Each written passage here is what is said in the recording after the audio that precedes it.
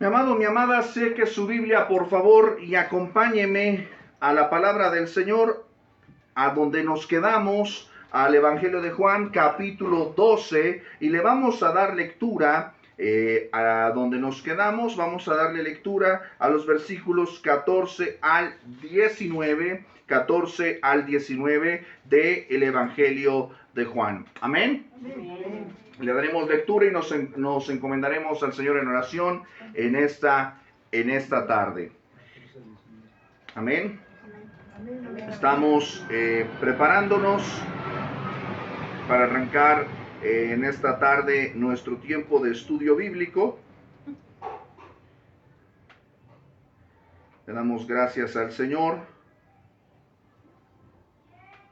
Estamos transmitiendo en vivo y estamos compartiendo nuestras ligas, nuestra transmisión, ¿verdad? La estamos compartiendo con todos nuestros hermanos que nos acompañan del interior de la República, aquí en la ciudad. Le damos gracias y nos preparamos para nuestro tiempo de estudio. Hoy, mis amados, es sábado 24 de mayo del 2025 y al Señor le damos gloria por permitirnos estar reunidos en torno a su palabra. Clase, ¿cómo estamos? Bendecidos. Muy bendecidos, agradecidos con el Señor, y pues estamos ya preparándonos para continuar con nuestro estudio del Evangelio de Juan.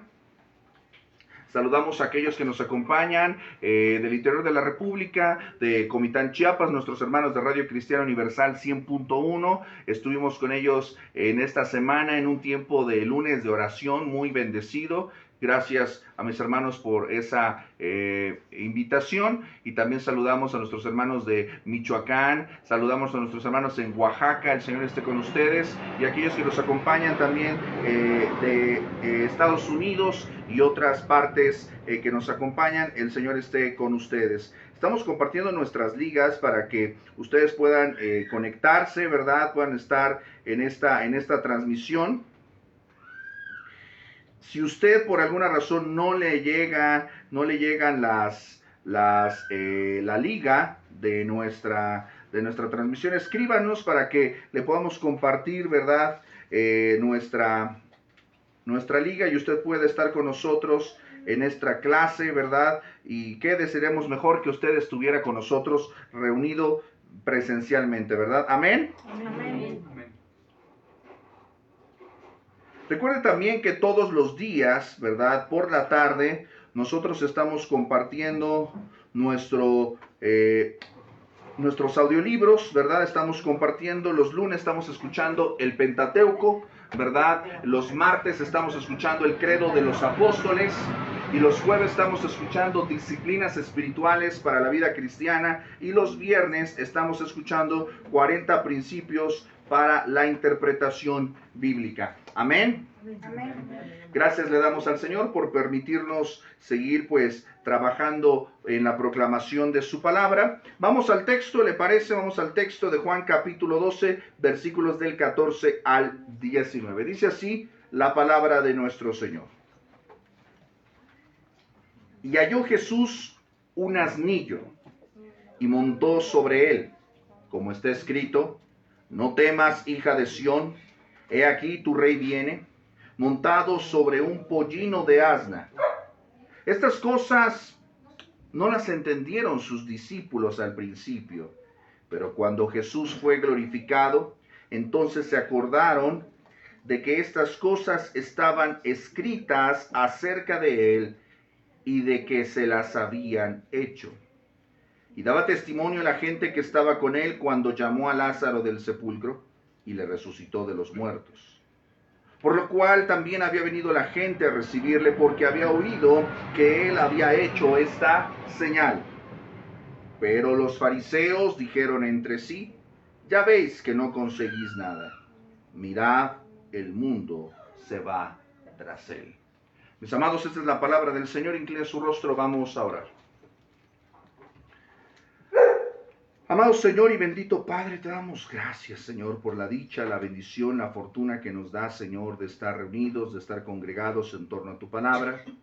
Sé tú hablándonos a través de este texto maravilloso, Señor, donde podemos ver, Señor, al Rey, al Rey de Reyes entrar dignamente en cumplimiento de todas sus promesas. Señor, recuérdanos que tú eres, Señor, no eres otro Dios más entre los dioses, no eres otro ídolo más, eres el Rey, eres el Señor del universo, eres el Señor de nuestras vidas, eres el Rey, tú mandas, Señor. Recuérdanos, Señor, que tu entrada, Señor, fue cuando tenía que ser y no cuando nosotros queremos. Tú eres Rey en tus términos, no eres Rey en los nuestros. En esta tarde nos postramos, Señor. Nos postramos, Señor, y alabamos tu nombre en espíritu, Señor. Porque reconocemos que aquel que entró a Jerusalén y que ha entrado a nuestras vidas y que está en este lugar es digno del honor y de la gloria. Ayúdanos, Señor, sé con nosotros en el nombre de Jesús. Amén y amén. Puede tomar asiento, mi amado, mi amada, el Señor le bendiga. Ya estamos prácticamente en la recta final de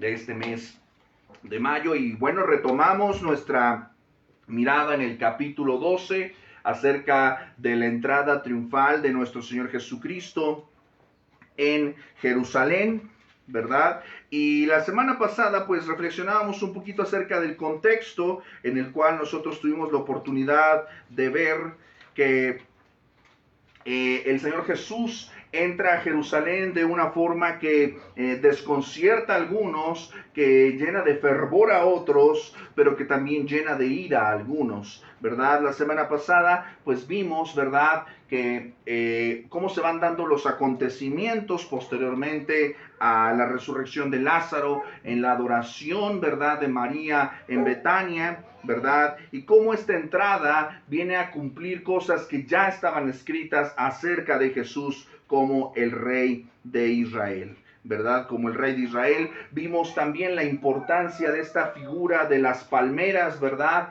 Que dijimos que en el mundo antiguo, pues, ¿verdad?, las palmeras, pues, eran presentadas, ¿verdad?, para aquellos reyes que venían de la batalla, aquellos gobernantes que regresaban victoriosos, ¿verdad?, de la batalla. Entonces, estas palmeras no solamente son unas cosas que están ahí porque sí, las palmeras tienen una razón de ser, porque era un reconocimiento público, un reconocimiento masivo de que Jesús llegaba victorioso a Jerusalén, que llegaba victorioso, había triunfado a través de muchos milagros, ¿verdad? Había triunfado sobre los demonios, había triunfado sobre la enfermedad, había triunfado sobre la muerte, había podido resucitar a Lázaro después de varios días de fallecido, ¿verdad? Entonces era tanta ya su fama y tanto ya el reconocimiento público que tenía que cantaban al Señor, le cantaban 3 frases fundamentales, las mencionábamos la semana pasada. ¿Cuáles eran? Hosana, bendito el que viene en el nombre del Señor, y también le cantaban Rey de Israel o el Hijo de David, ¿verdad? Eran expresiones, examinamos nosotros los 4 evangelios, porque mencionábamos también que este es un acontecimiento importante, es un acontecimiento relevante, porque los 4 evangelios, por favor díganme cuáles son los 4 evangelios. Mateo, Lucas, Marcos y Juan, ¿verdad? Mateo, Marcos, Lucas y Juan nos hablan de este acontecimiento. Prácticamente usted lo leyó conmigo, con muy pocas diferencias. Realmente cada evangelista nos va a contar su ángulo de este acontecimiento, pero es un acontecimiento en el cual, pues, queda muy marcado en la mente y en el corazón y en la revelación bíblica. Este acontecimiento va a marcar ya la cuenta regresiva de los últimos días de nuestro Señor Jesucristo aquí en la tierra. Esta entrada en Jerusalén no será un acontecimiento aislado, no es un acontecimiento casual, va a ser el corte de listón del reino de Dios. Ya a partir de aquí el rey ya entraría en aquella ciudad, ¿verdad?, de la cual diría, por ejemplo, el salmista en el Salmo 2, pero yo he puesto sobre Sión mi rey, su santo monte, ¿verdad? Él ha puesto a Jesús como rey ¿verdad? No solamente como rey de Israel, ahorita vamos a explicar un poquito acerca de esto, ¿verdad? Pero ya entraría Jesús ya adorado como Mesías, como rey en Jerusalén, no en cualquier lugar, no entró como rey en Capernaum o en Galilea, entró en Jerusalén, que es pues prácticamente el centro neurálgico de la fe del pueblo de Israel, ¿verdad? Y esto puede parecer que nada más tiene relevancia para el pueblo de Israel, pero no, tiene una relevancia también para nosotros. Y vamos a ver el día de hoy, ¿verdad? A este Mesías incomprendido, a este Mesías incomprendido. Lo vamos a intentar hasta donde podamos avanzar, darnos cuenta de que Jesús fue un Mesías prometido. Fue un Mesías prometido. Ya desde la antigüedad, desde los días de Abraham, ya había sido anunciado mucho antes. De hecho, desde Génesis capítulo 3, versículo 15, ya estaba anunciado que vendría alguien que pisaría la cabeza de la serpiente. Pero en estricto sentido, ahorita lo vamos a ver a detalle, Jesús es el Mesías prometido a su pueblo, ¿verdad? También vamos a ver que Jesús no solamente fue un Mesías prometido, sino desafortunadamente es y sigue siendo un Mesías incomprendido. Pocas veces nos detenemos a reflexionar cuáles son las implicaciones de esta palabra, de este concepto Mesías. ¿Qué es lo que quiere decir? Muchas veces como discípulos de Cristo lo hablamos, lo cantamos, pero pocas veces entendemos qué es lo que estamos diciendo, ¿verdad? Sabemos nosotros que hay incluso antes de nuestro Señor Jesucristo, después de nuestro Señor Jesucristo y en nuestros días, Él mismo nos advirtió que vendrían falsos cristos, falsos mesías, ¿verdad? Falsos mesías. Pero también sabemos nosotros que Jesús no solo fue incomprendido, sino también fue un Mesías rechazado. Un Mesías rechazado, hubo una hostilidad patente hacia su persona, y esto es lo que vamos a ver a grandes rasgos el día de hoy. Y bueno, pues ya examinamos esta parte. Quisiera que fuéramos ya al versículo 14, ¿verdad? Donde nos dice que Jesús halló un asnillo, ¿verdad? Este asnillo sabemos nosotros, por lo que nos dicen los otros evangelistas, ¿verdad? Que pues el Señor había dado instrucciones previas para que lo encontraran, lo tomaran y se lo llevaran, ¿verdad? Y de hecho hay una nota muy interesante, muy interesante en el Evangelio de Mateo, Mateo capítulo 21, ¿verdad? 21.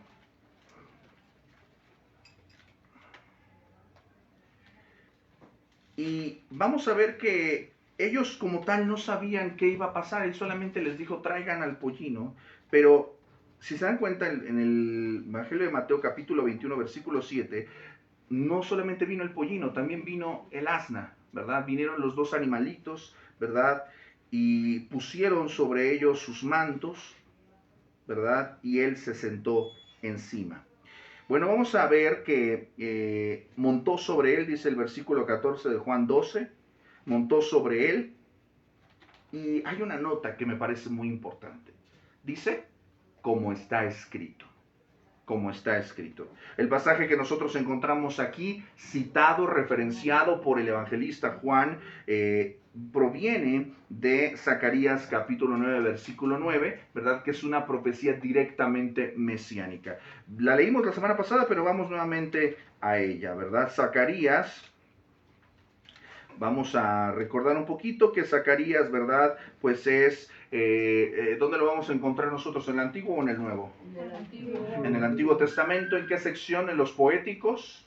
En los profetas. En los profetas. ¿Profetas mayores o menores? Menores, entonces ya sabe usted a dónde colocarse. Los últimos libros, Zacarías 9:9, lo voy a leer y usted me sigue con su vista. Que nos recuerda, ¿verdad? Esta es la profecía, ¿verdad? Que viene a cumplir nuestro Señor Jesucristo. Alégrate mucho, hija de Sión, da voces de júbilo, hija de Jerusalén. Esa es una forma de lenguaje porque está diciendo lo mismo de diferente manera. He aquí, ¿qué dice? Tu rey vendrá a ti. Está hablando al corazón del pueblo de Israel, está hablando a la nación, ¿verdad? Y le está diciendo, tu rey va a venir a ti. ¿De qué manera? Justo, Salvador. Esta palabra téngalo usted presente, Salvador. Subraye eso, esa palabra es importante. Salvador. Humilde, cabalgando sobre un asno. Y esta es la parte en la que a veces, por el mismo tradicionalismo, y no todo el tradicionalismo está mal, pero pocas veces tenemos este ejercicio de pensamiento crítico, de análisis, de el porqué de las cosas. Entonces, nosotros decimos, bueno, por ahí de las fechas de marzo, abril, las iglesias se reúnen, se congregan, celebran, conmemoran la última semana de Jesús y le llaman la Semana Santa. ¿Por qué celebran eso? Y le llaman Domingo de Ramos, Domingo de Palmas. ¿Por qué celebran eso? ¿Verdad? Pero también esta parte de por qué, y hablamos del pollino y hasta hay cantos del pollino, del burrito, pero no no está mal, no está nada mal eso, pero pocas veces nos detenemos a hacer una reflexión de ¿por qué es importante esto? ¿Por qué la escritura, los 4 evangelios, nos hacen mucha referencia a este pollino, a este hijo de asna? Tú dirás, ¿eso por qué es importante? Aquí está el rango de importancia. Lo que está profetizado aquí por el profeta Zacarías, que es un profeta del retorno, del exilio babilónico. Esto sucede prácticamente casi 400, 500 años antes del nacimiento de nuestro Señor Jesucristo, y se cumple con una precisión tan exacta que nos dice, no solamente dice montó un burro, no, era muy preciso, un pollino, hijo de asna, un burrito recién nacido, prácticamente. O sea, ese es el nivel de detalle y de precisión del cumplimiento de la profecía bíblica. No es nada más, pues montó sobre un animal y entró a la ciudad. No, ¿de qué manera lo hizo? Por eso el énfasis, cuando usted va a leer la escritura, preste mucha atención cuando dice cómo está escrito, porque es ahí donde nuestra atención debe estar puesta. Porque lo que está referenciando no nada más es, pues presta atención a este pasaje, no. Lo que está diciendo es, esto se cumplió. Y no solamente se cumplió al pie de la letra.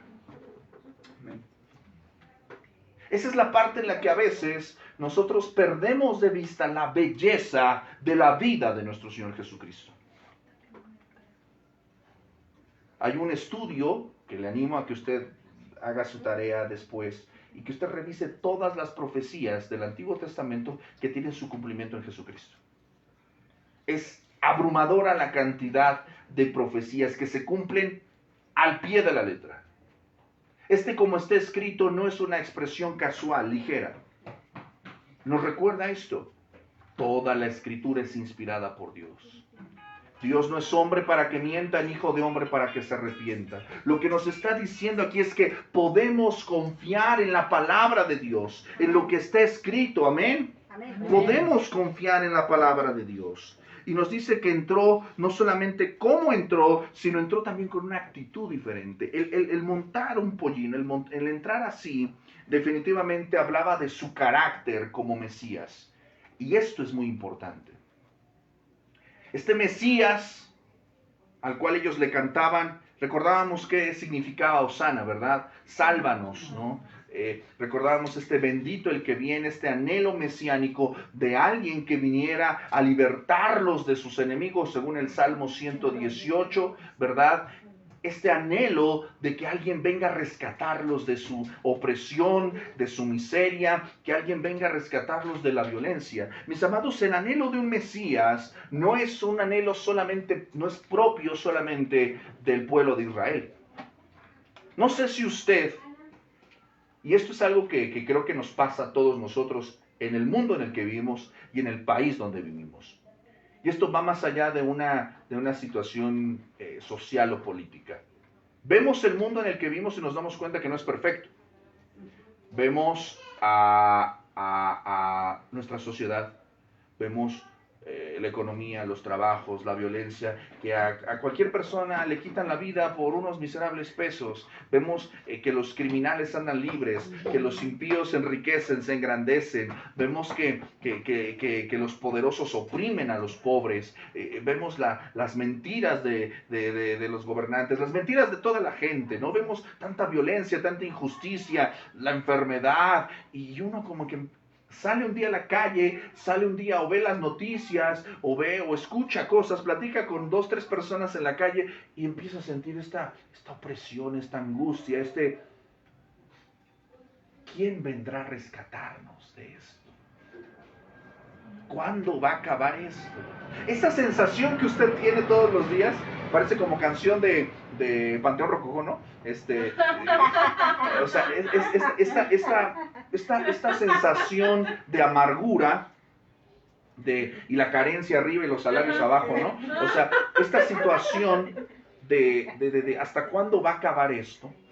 Esta amargura que uno sale a la vida cotidiana y se llena la boca de bilis, de por qué el metro se tarda tanto, y por qué no arreglan eso, ¿no? Ese tipo de desespero natural. Eso es lo que tenían el pueblo de Israel. ¿Hasta cuándo va a acabar esto? ¿Cuándo vamos a seguir viviendo como estamos viviendo? ¿Quién va a parar esto? ¿Por qué hay tanta maldad en los corazones? ¿Por qué hay tanta injusticia? Eso era lo que, con esa desesperación, con ese anhelo, con ese enojo, era que cantaban a Jesús. Y era con esa esperanza, o sea, aquí viene el que nos va a hacer justicia. Aquí viene el que nos va a libertar de nuestros enemigos. Pero viene en un burrito. Viene en un burrito. Esto es importante porque habla de su carácter como Mesías. Lo leímos la semana pasada, ¿se acuerda? Apocalipsis 19:11. En su segunda venida, Jesús no va a venir en un burrito. No va a venir del mismo modo que en su primera venida. ¿Verdad? La figura del caballo habla de fuerza, poderío.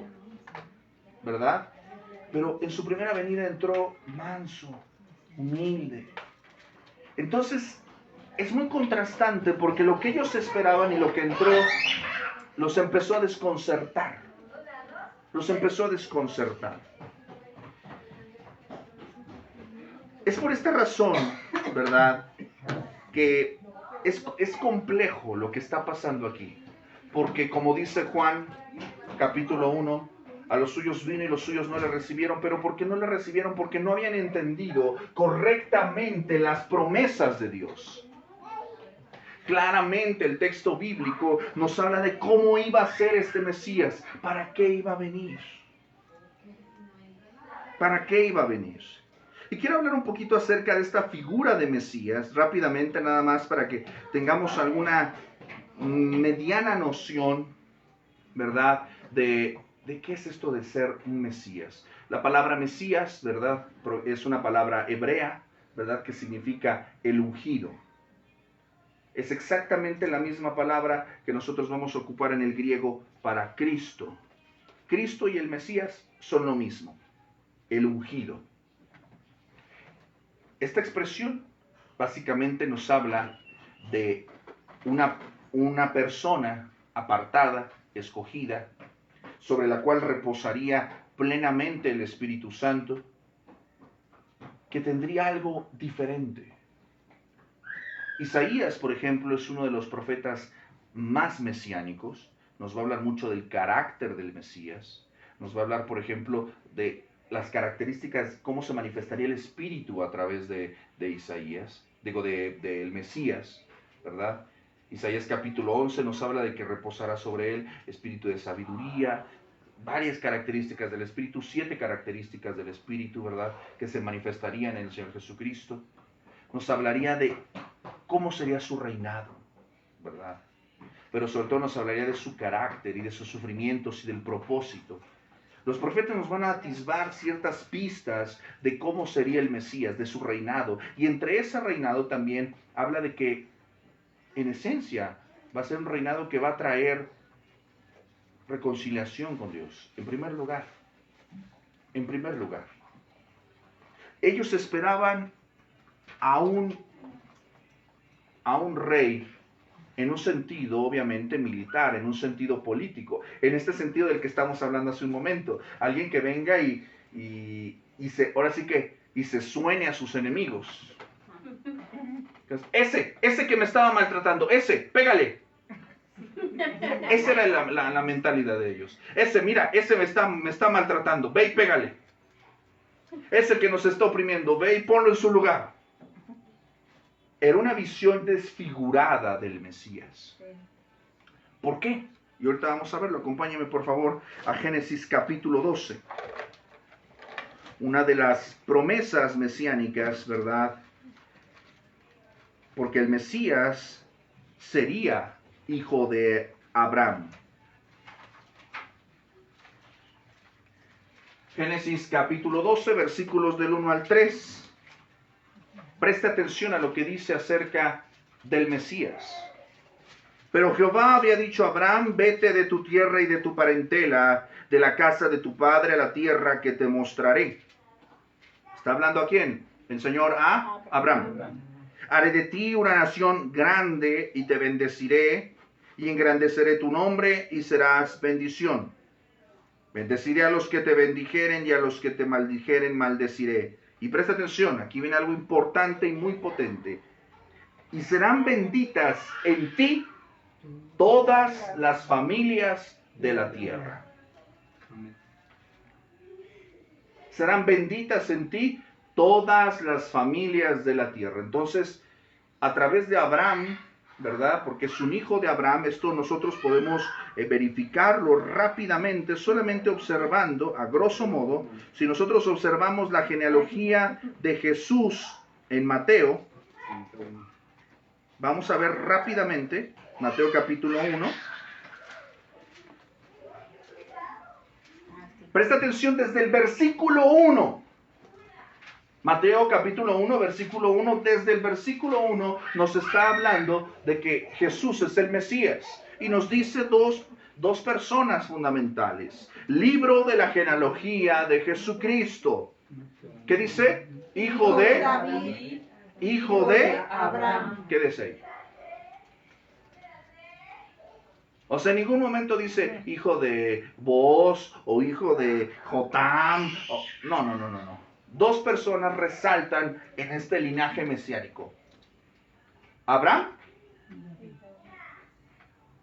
y David. Abraham y David. Al ser hijo de Abraham estamos hablando de que inevitablemente tenía que venir de la nación de Israel. Y que a partir de él, y esto lo veremos más adelante, no pierda de vista esto, ténganlo muy presente, porque lo que vamos a ver la próxima semana, si Dios nos permite, ¿verdad? Vamos a ver que unas personas que no son judíos, unas personas que son griegas, que son extranjeras, ajenas a Israel, se van a acercar a Jesús. ¿Y qué es lo que va a hacer Jesús? ¿Los va a rechazar? No.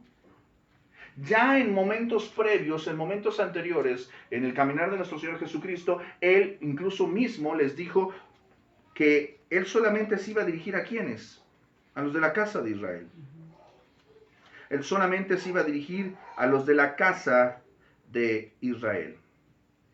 Y quiero nada más que tengamos un poquito de perspectiva acerca de esto. Esto, repito, lo veremos más a detalle la semana que viene, lo estaremos viendo al respecto, pero los judíos ya tenían una actitud estrecha, sesgada, desfigurada de la promesa de Dios acerca del Mesías. Desde su pacto con Abraham, él prometió que serían benditas en él todas las familias de la tierra. Al comentar acerca de esta promesa, el apóstol Pablo, cuando le predica a los Gálatas, en la carta a los Gálatas capítulo 3 versículo 8, dice, y la Escritura, previendo que Dios había de justificar por la fe a los gentiles, dio de antemano la buena nueva a Abraham, diciendo, En ti serán benditas todas las naciones. Entonces ya estaba en la mente de Dios, desde el Antiguo Testamento, que Jesús no solamente sería Mesías, sería el ungido o el salvador del pueblo de Israel, del linaje de Abraham, Isaac y Jacob, sino serían benditas en él todas las naciones, todas las familias de la tierra. ¿Puede decir amén? Amén. Esto ya estaba en la mente del Señor.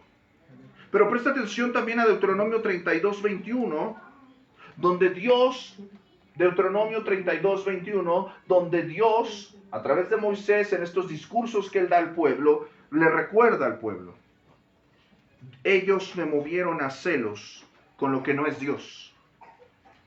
Me provocaron a ira con sus ídolos. Esto es muy importante. Lo que está diciendo aquí Deuteronomio 32, 21 es una palabra de disciplina y de juicio a Israel. Mis amados, nuestro Dios es soberano. Amén. Nuestro Dios es omnisciente. Nuestro Dios es inmutable. Él no cambia. Desde el libro de Deuteronomio, o sea, ya desde el recordatorio de la ley, en estos discursos antes de entrar a la tierra prometida, Dios ya le estaba diciendo al pueblo: yo sé que ustedes van a seguir siendo unos incrédulos. Entonces, esta palabra es muy dura. Lo que está diciendo Deuteronomio 32, 21, fíjate lo que está diciendo, presta atención.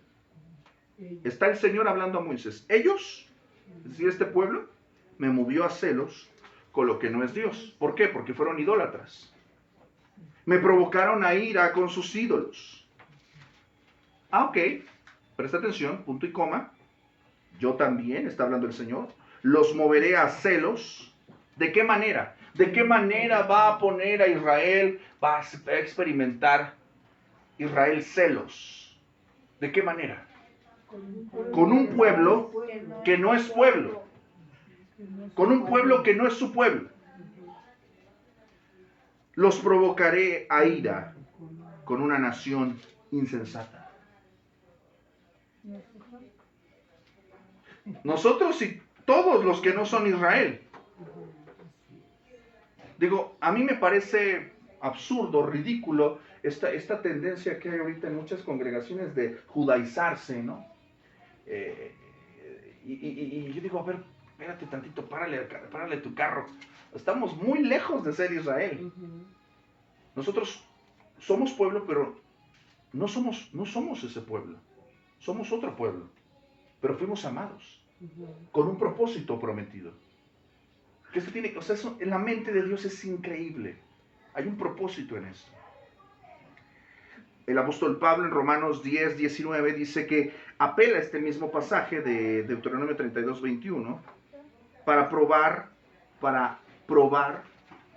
que el evangelio se va a extender no solamente a los judíos, sino también a los gentiles.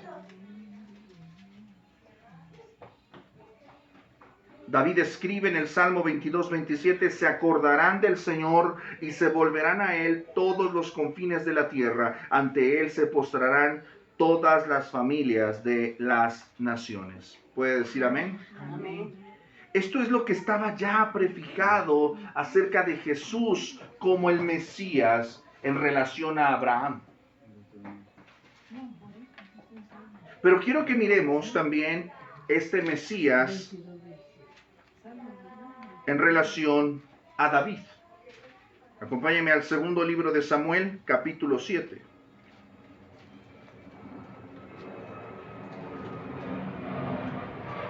Es segundo libro, no segunda de Samuel. Porque es un libro, no es una carta. Esto de primera de Reyes, segunda de Reyes. No, es primero de Reyes, primero de Samuel, porque son libros, no son cartas. Segundo de Samuel, capítulo 7. Vamos a darle lectura a los versículos 1 al 16. Yo le doy lectura, usted me sigue con su vista. Usted conoce este pasaje. Segundo de Samuel, capítulo 7. Aconteció que ya cuando el rey habitaba en su casa, después que Jehová le había dado reposo de todos sus enemigos alrededor, dijo el rey al profeta Natán: mira, ahora yo habito en casa de cedro, y el arca de Dios está entre cortinas. Está hablando del tabernáculo. Y Natán dijo al rey: anda y haz todo lo que esté en tu corazón, porque Jehová está contigo. Versículo 4. Aconteció aquella noche que vino palabra de Jehová a Natán, diciendo: ve y di a mi siervo David, así ha dicho Jehová: ¿tú me has de edificar casa en que yo habite, en que yo more? Ciertamente no he habitado en casas desde el día en que saqué a los hijos de Israel de Egipto hasta hoy, sino que he andado en tienda y en tabernáculo. Y en todo cuanto he andado con todos los hijos de Israel, he hablado yo palabra a alguna de las tribus de Israel, a quien haya mandado apacentar a mi pueblo Israel, diciendo: ¿por qué no me habéis edificado casa de cedro? En resumen, lo que está diciendo es: yo no estoy pidiendo esto. Desde que el Señor liberó a Israel de Egipto, ha vivido en una tienda, en una carpa. Va a vivir como ellos viven. Ustedes viven en carpas, yo vivo en carpas. Yo no te he pedido esto, David. Yo no te he pedido esto, pero presta atención. No lo está condenando, solamente lo está orientando a David acerca de... Dios no se mueve por buenas intenciones, pero presta atención. Versículo 8. Ahora pues dirás así a mi siervo David: así ha dicho Jehová de los ejércitos: yo te tomé del redil, de detrás de las ovejas, para que fueses príncipe sobre mi pueblo, sobre Israel. En resumen, le está diciendo a David: yo te escogí. Y he estado contigo en todo cuanto has andado, y delante de ti he destruido a todos tus enemigos, y te he dado nombre grande como el nombre de los grandes que hay en la tierra. Además, yo fijaré lugar a mi pueblo Israel, y lo plantaré, para que habite en su lugar, y nunca más sea removido, ni los inicuos le aflijan más como al principio. Desde el día en que puse jueces sobre mi pueblo Israel, y a ti te daré descanso de todos tus enemigos. Asimismo Jehová, presta atención, te hace saber que Él te hará casa. Esta palabra que utiliza aquí es una palabra que la Reina Valera, de la versión de San Jerónimo, traduce como casa, pero lo que está diciendo es: te haré linaje. La palabra que estoy usando aquí debe traducirse de manera más precisa como te haré linaje. Y cuando tus días sean cumplidos, porque todos tenemos un día en el que ya se cumplirán nuestros días, y duermas con tus padres, una expresión eufemística de la muerte, yo levantaré después de ti a uno de tu linaje, el cual procederá de tus entrañas, y afirmaré su reino. Él edificará casa a mi nombre, y yo afirmaré para siempre el trono de su reino. Yo le seré a él padre, y él me será a mi hijo. Y si él hiciere mal, yo le castigaré con vara de hombres y con azotes de hijos de hombres. Pero mi misericordia, presta atención, mi misericordia no se apartará de él como la parte de Saúl, al cual quité de delante de ti. Y será firmada tu casa y tu reino para siempre delante de tu rostro, y tu trono será estable eternamente. Amén. Amén. Gloria a Dios. Imagínate el pobre David, y digo pobre porque es un ser humano, como tú y como yo, limitado, chiquito, miserable, ¿no? O sea, que te avienten ese señor pastel de revelación. O sea, David queda empachado, por llamarlo de alguna manera.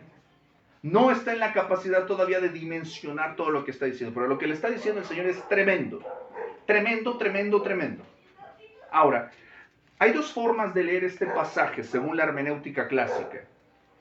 Este pasaje, el Señor le está prometiendo a través del profeta Natán, ¿verdad? Natán sería el mismo que le reprendería acerca de su pecado con Betsabé. O sea, que los buenos maestros, los buenos pastores, te van a corregir, pero también te van a decir palabra de bendición. Tienes que recibir ambas. Amén, ¿verdad? Muy silenciosos los escuché. Pero presta atención porque este pasaje hay que leerlo con cuidado de dos maneras. Este pasaje también podemos decir hasta cierto punto que tiene un cumplimiento en la persona de Salomón, un cumplimiento parcial, porque David no edificaría esa casa. ¿La edificaría quién? Su hijo Salomón. Él es el que edificaría físicamente, materialmente, ese templo, esa casa, ¿verdad? Él sería el que le edificara. Y David le daría prácticamente todos los materiales para que él lo haga. Y hay toda una mirada al respecto. Salomón sería el que cumpliría esta obra. Pero hay cosas que esta profecía, y esta es la segunda mirada en la que tenemos que verlo, porque Salomón no es el cumplimiento mesiánico de esta promesa. Salomón se quedaría muy corto. Sería un reino muy próspero. De hecho, sería el momento cumbre, el momento cenit del pueblo de Israel. El momento más dorado del pueblo de Israel serían los días de Salomón. Serían los días de Salomón. De riqueza, de fama, de gloria, de extensión, de dominio, pero Salomón cayó. Entonces, no va a pasar lo mismo, ¿verdad? Pero es muy interesante porque hay unas pistas aquí en este pasaje de la promesa de Dios para con David, de que lo que vendría de su linaje duraría para siempre. Si usted observa, ¿verdad? Dice el versículo 13, Él edificará casa a mi nombre y yo afirmaré para siempre el trono de su reino. Esto no pasaría con Salomón. El trono que Dios le dio a Salomón, Salomón pasaría a mejor vida, pero el trono seguiría ciertamente en el linaje de David, pero ese trono seguiría a alguien sentado de la casa de David. Esa es la promesa. Siempre va a haber alguien sentado en el trono que sea de tu linaje. Esa es una promesa muy tremenda. Fíjate lo que dice el 14. Yo le seré a él padre, y él me será a mí hijo. Yo le seré a él padre, y él me será a mí hijo. Ponga ahí una parte, no se mueva de segundo de Samuel. Quiero que escuche lo que dice el texto de la carta a los hebreos. Quiero que escuche lo que dice el texto de la carta a los hebreos.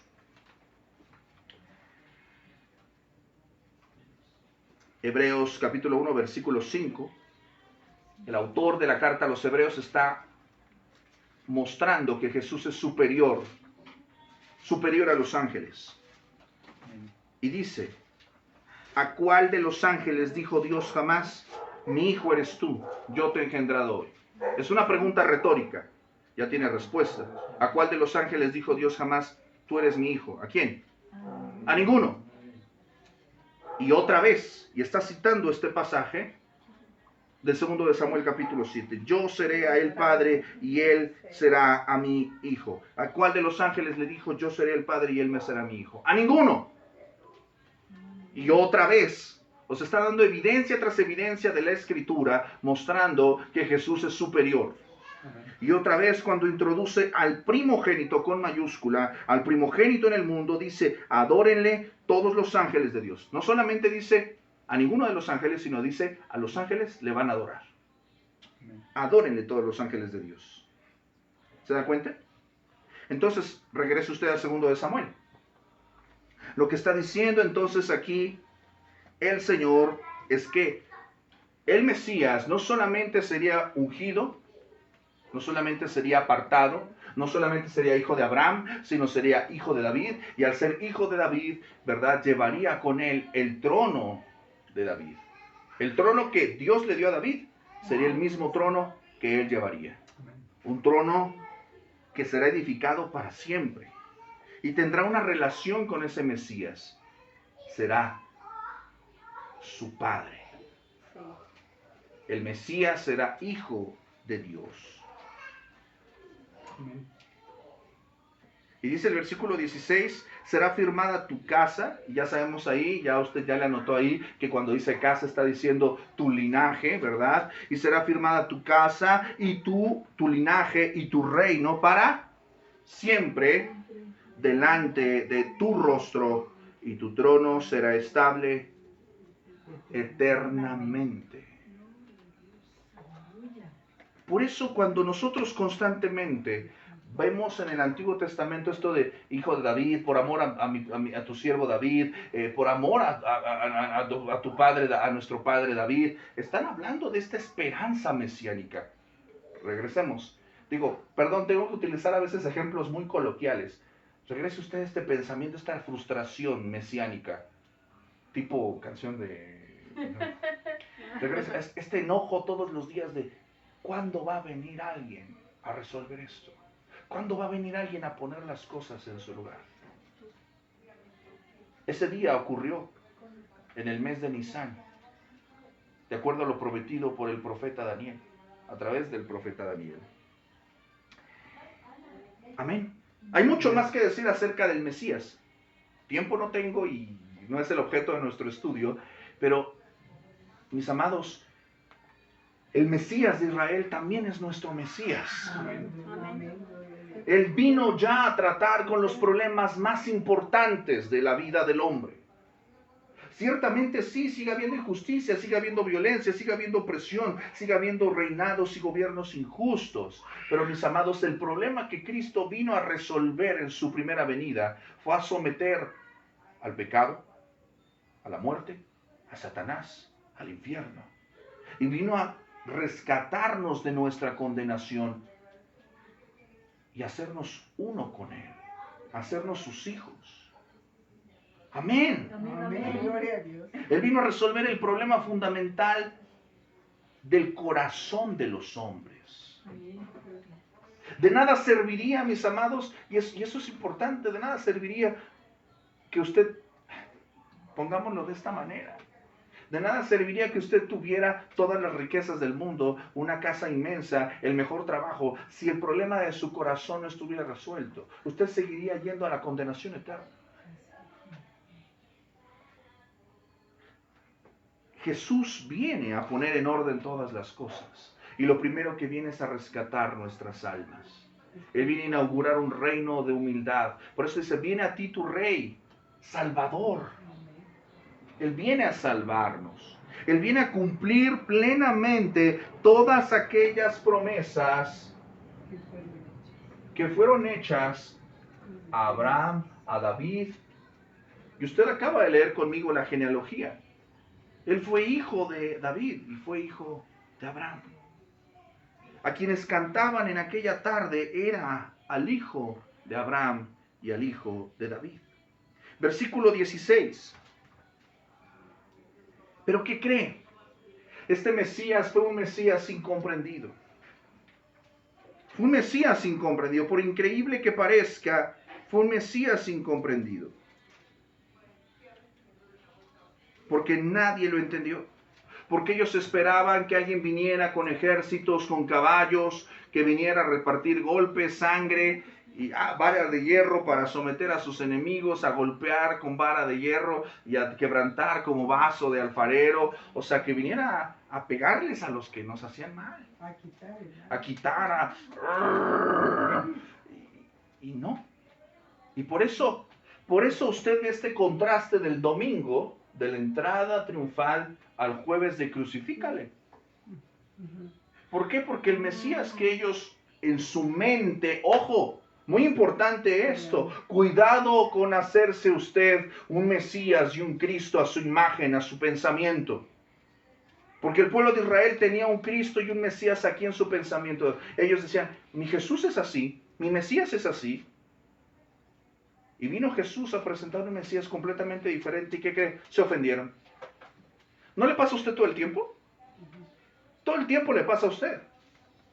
La gente dice, es que, voy a poner un ejemplo muy común. Es que mi Dios es amor. ¿Cómo es posible que bla, bla, bla, bla, bla? Dios es amor. Sí, pero también Dios es fuego consumidor, Él es santo, pero también, y le das todo el fundamento bíblico. No, ese no es mi Dios, ese no es mi Cristo. Entonces no sé de qué estamos hablando, porque Jesucristo es el mismo ayer, hoy y por los siglos. Y Él no vino a contradecir la palabra, sino vino a cumplirla. ¡Pum! Y lo sacas del estadio. ¿Y la gente qué hace? Se enoja. ¿Por qué? Porque no, ese no es mi Mesías. El que yo me imagino, pues está mal, es un ídolo. Así es. Es un ídolo. Porque se hacen un Dios en su pensamiento que no es el Dios de las Escrituras. Y eso fue lo que pasó con Israel. Se hicieron un ídolo. Ellos tenían ahí en su mente un nicho, una figura, un Superman, no sé qué se pensaban ellos. Pensaban alguien, decían, alguien va a venir así volando y va a llegar y va a venir a hacer todo lo que nosotros no podemos hacer. Perdón, está muy bonito su imagen, pero ese no es el Mesías prometido. Por eso no fue comprendido. ¿Cómo podemos saber esto? Porque dice el versículo 16, estas cosas, ¿qué dice? No las entendieron sus discípulos. No las entendieron sus discípulos, y gracias Juan, porque nos dice, no las entendieron al principio. Pero cuando Jesús fue, ¿qué? Glorificado, entonces se acordaron de que estas cosas estaban, ¿qué dice? Escritas acerca de él. O sea, cuando ellos vieron lo que estaba en la revelación bíblica, o sea, ¿sí me estoy explicando lo que está pasando aquí? O sea, los discípulos, al igual que la multitud, estaban también perplejos, no entendían ciertas cosas, porque ellos también tenían una idea. ¿Te acuerdas lo que le dice Jacobo y Juan a Jesús? Oye, ¿vas a chicharrar a los samaritanos porque no te recibieron? Pedro le dice a Jesús, ninguna de estas cosas te acontezca, Señor. No entendían. Ellos seguían teniendo igual una mente como los demás.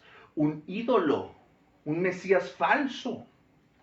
Pero cuando ellos, dice, entonces se acordaron de que estas cosas estaban, ¿qué? Escritas acerca de él. El problema sigue siendo que no conocemos la palabra de Dios. Y el Mesías vino a honrar y a cumplir, ¿qué? La palabra de Dios. Las personas de la multitud no fueron las únicas en fallar, en ver la importancia de lo que estaba ocurriendo. Y Juan nos hace una nota en paréntesis que nos indica que tampoco ellos entendieron el significado de la entrada triunfal. Ellos querían ver a Jesús como conquistador, pero lo vieron como salvador, manso y humilde.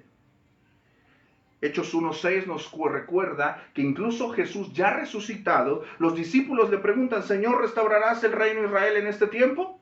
O sea, ya resucitaste, ¿ahora sí les vas a pegar? Ahora sí, ¿no? Ya, ¿no? No les toca a ustedes saber los tiempos o las sazones que mi Padre puso en su sola potestad. O sea, ustedes no les toca saber. Eso va a llegar, pero todavía no. Todavía no. Solamente hasta que viene el Espíritu Santo a la vida de los discípulos, a la vida de la iglesia, ellos recuerdan estas cosas que estaban escritas acerca de él. Y esto es algo maravilloso, mis hermanos, porque el Espíritu Santo nos vuelve a la Escritura. El Espíritu Santo nos muestra cómo es Cristo y nos muestra cómo es Cristo realmente. Por eso mucho ojo, mucho cuidado, mis hermanos, con estas teologías raras, con estas teologías extrañas, con estas situaciones extracarismáticas. No está mal lo carismático, pero el Espíritu siempre, siempre, siempre le va a llevar a Cristo y siempre le va a llevar a cosas que estén coherentes, firmemente sostenidas por la palabra de Dios. Jamás le va a llevar lejos de la Escritura. Mis amados, ese es nuestro Señor Jesucristo, coherente con su palabra. El versículo 17 nos dice que daba testimonio la gente que estaba con él cuando llamó a Lázaro del sepulcro y le resucitó de los muertos. ¿Esto qué significa, clase? Significa que había una fama tal sobre Jesús, lo que había sucedido en el capítulo 11 con la resurrección de Lázaro, pues imagínense, o sea, esta es la parte en la que, ojo, tenemos que tener mucho cuidado con cuáles son nuestros fundamentos de nuestra fe.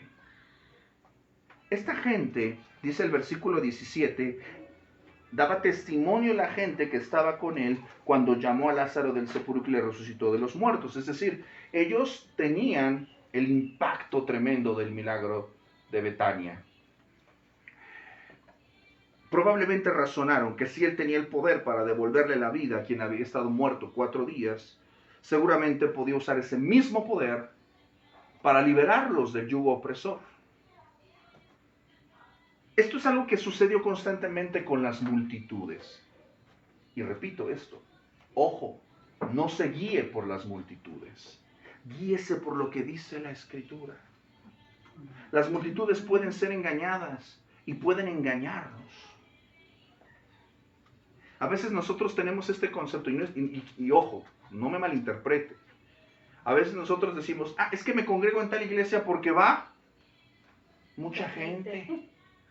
Eso no es un criterio sano para decir que algo bueno está pasando ahí.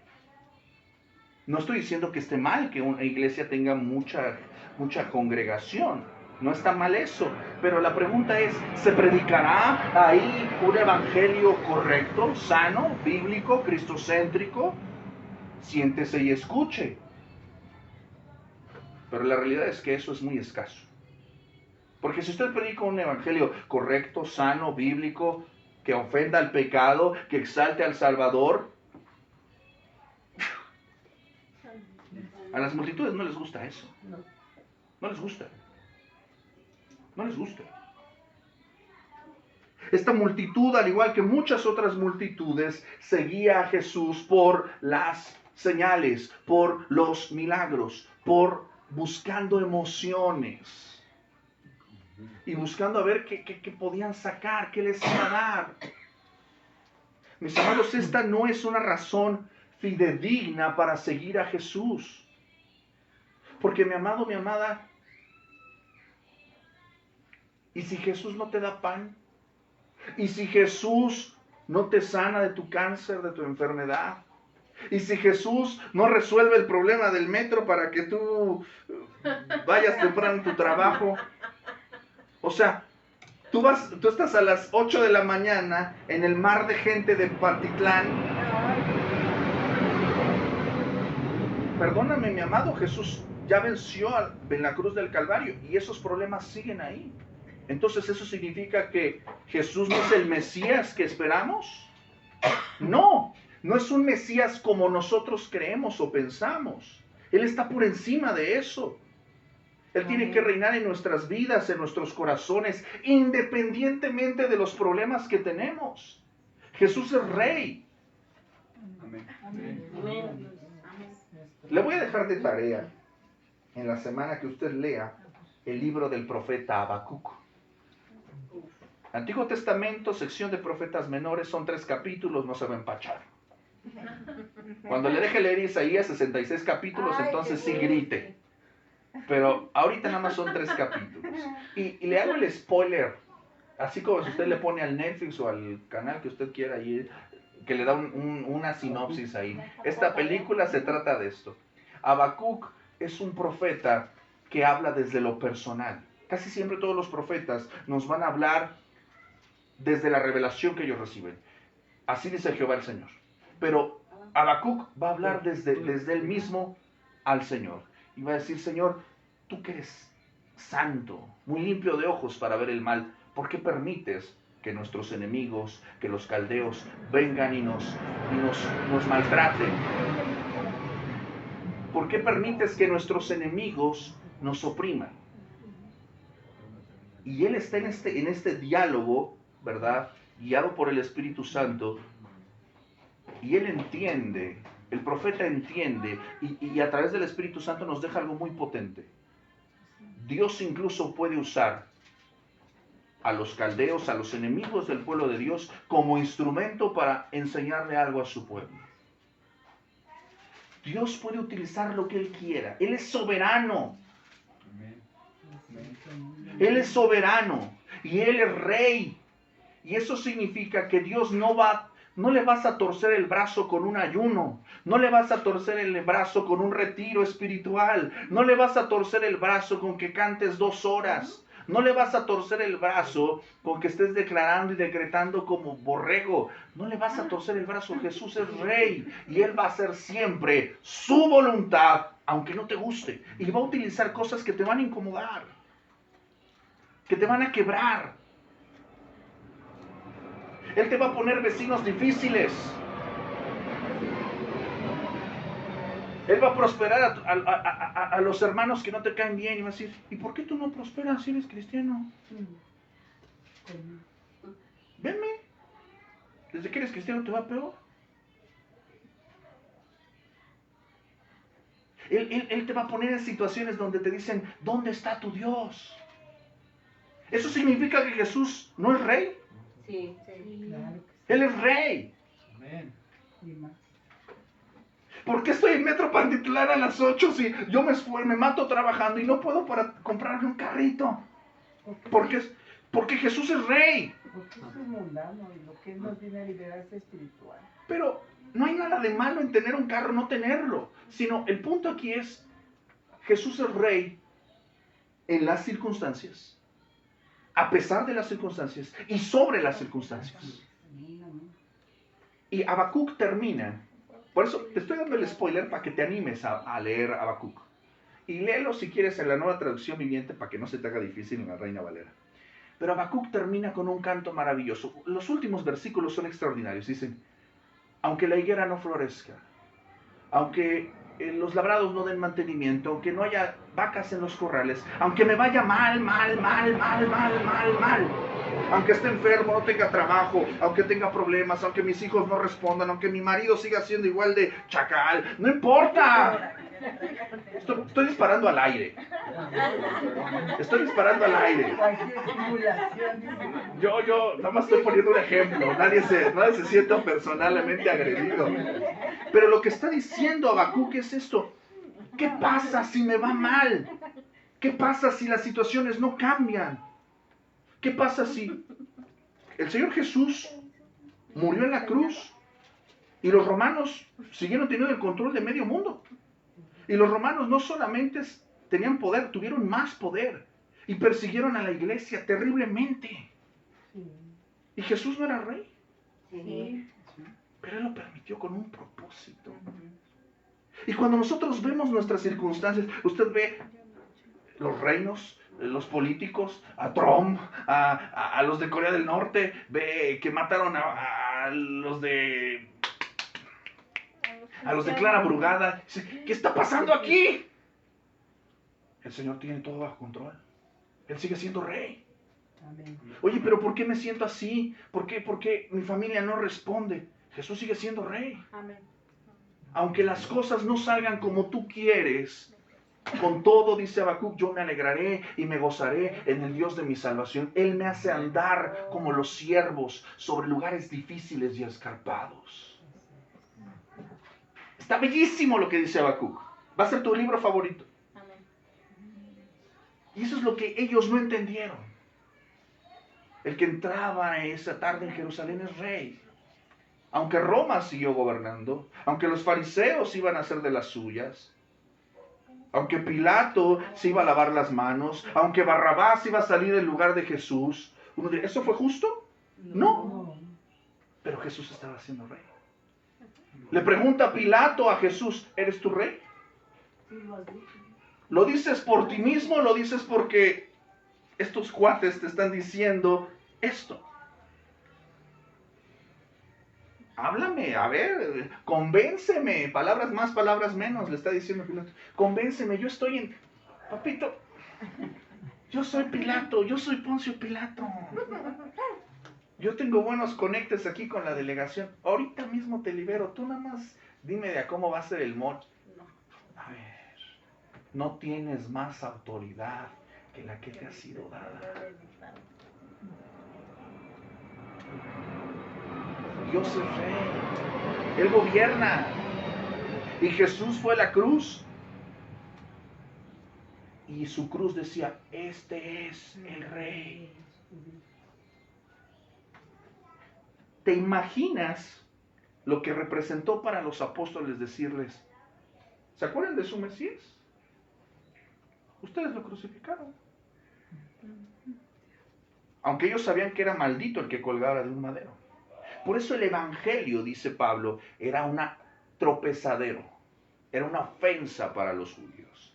¿Cómo mi Mesías, cómo mi Dios, el que me ha fabricado todo este tiempo en mi mente, va a estar en un madero? Eso es ofensivo, es una blasfemia. Mi Mesías va a venir a pegarle a mis enemigos. Sí. Ellos no entendieron eso. Ellos iban en busca de emociones. Iban en busca de alguien que les fuera a dar lo que ellos querían. Y Jesús no es rey para tu complacencia. No es rey en tus términos, es rey en los suyos. Y Él viene y Él ha gobernado siempre nuestras vidas de acuerdo a su voluntad, no a la nuestra. Amén. Amén. Por último, mis amados, observe. Dice que por lo cual, versículo 18, la gente había venido a recibirle. ¿Por qué? Porque había oído que Él había hecho, ¿qué? Esta señal. No venían por una cuestión sincera. Al final de la semana, cuando se hiciera obvio que no era el Mesías político, conquistador, violento que ellos esperaban, el pueblo de los hosanas, de los benditos, de las palmeras, lo iba a rechazar. Iban a gritar, crucifícale. El corazón de los hombres cambia tan rápido. Mis amados, y no hagamos esto ajeno al vecino o a las personas de enfrente. ¿Tu corazón cambia tan rápido? ¿Tu corazón cambia tan rápido? Tu corazón cambia tan rápido cuando recibes, pues ya nada más te quedan 2 huevitos para terminar la quincena y pues un chorrito de catsup. Ay, Señor, gracias por estos alimentos. ¡Chin! Ya cayó la quincena. Ahí inmediatamente estás comiendo, ya cayó la quincena. Y ves tu huevo y dices, "Ugh". No sé si me estoy explicando. ¿Cómo cambia tu gratitud en un momento? Estabas muy humilde hace ratito comiendo de tus 2 huevitos y ahorita ya te sientes el jeque de jeques. Ya te sientes millonario. ¿Cómo cambia tan rápido nuestro corazón, nuestra gratitud? No somos diferentes de esta multitud. Un día estamos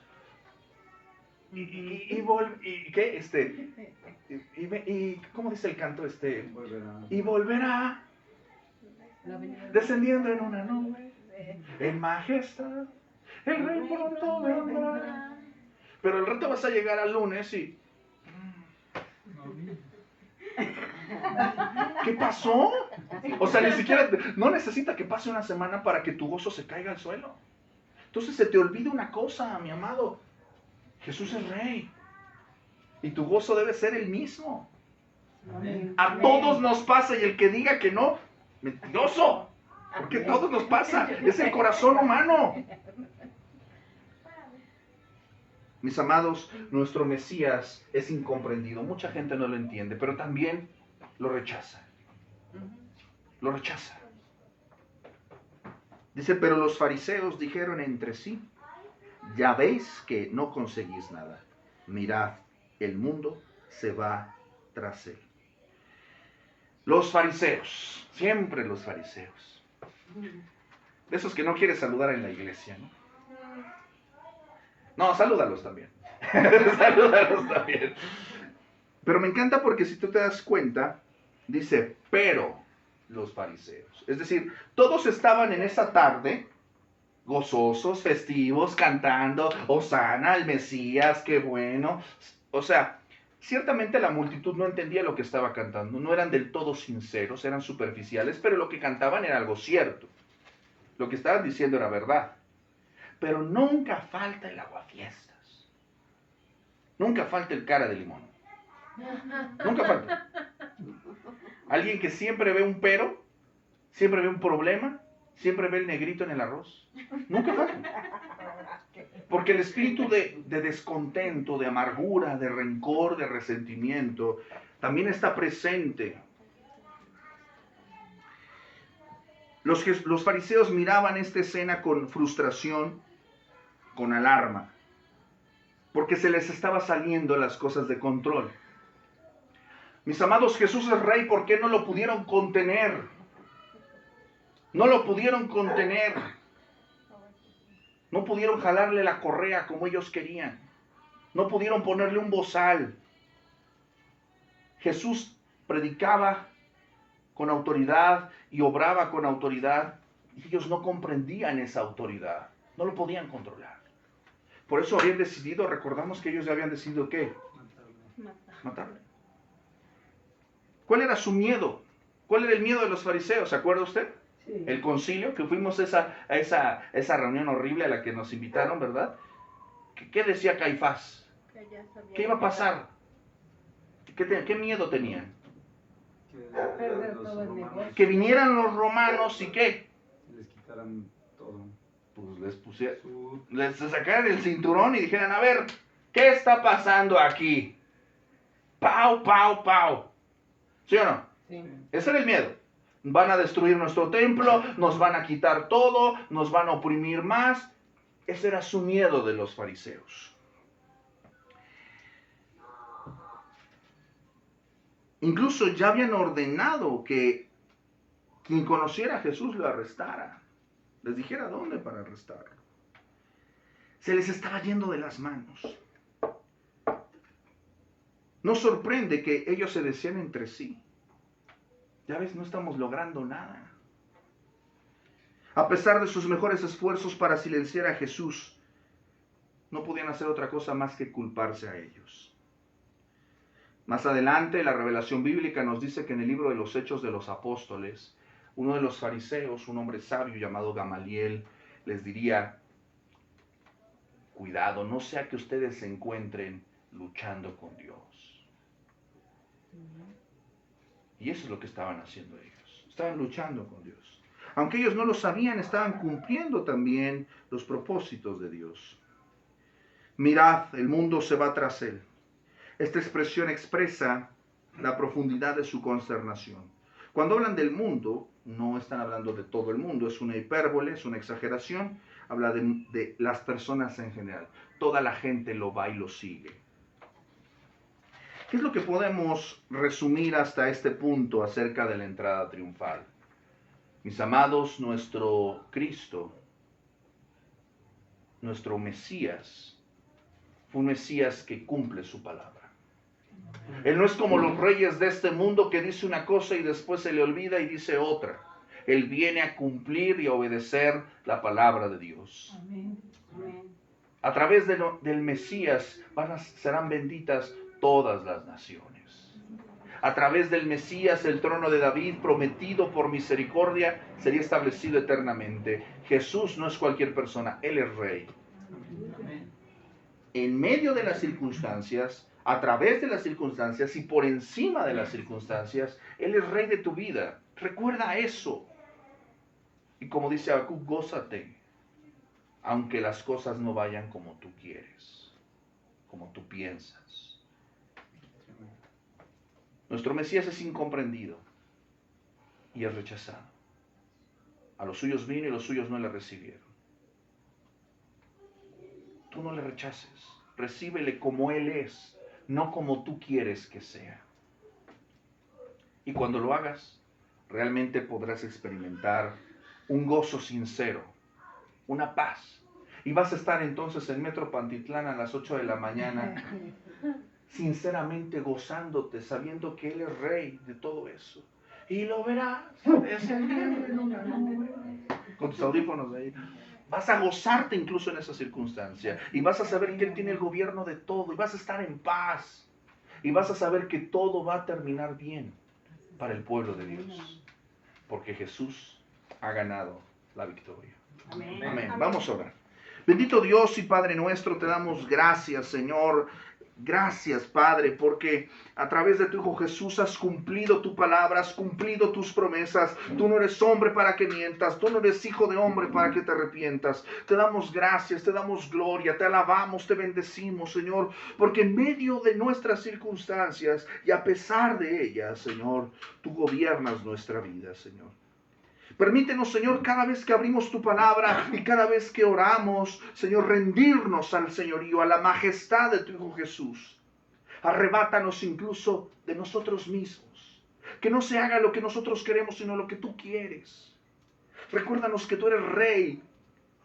Rey sobre todo. Rey por encima de todo. Que tu palabra es ley para nosotros. Oh Señor, destierra de nuestro corazón cualquier tipo de imagen falsa acerca de Jesús. Nosotros no podemos gobernarte a ti, convencerte a ti. Nosotros no se trata de que tú hagas lo que nosotros queremos, sino que nosotros, Señor, nos rindamos completamente a lo que tú quieres. Oh Señor, toma tu pueblo, toma tu iglesia, toma tu remanente, Señor, y revélale las cosas que están escritas acerca de ti, para que su gozo sea cumplido, para que su gozo sea pleno, y para que puedan descansar en tu salvación. Nosotros, Señor, te alabamos y te bendecimos. Rey de reyes, Señor de señores, nuestro Mesías, Cristo Jesús. Amén y amén.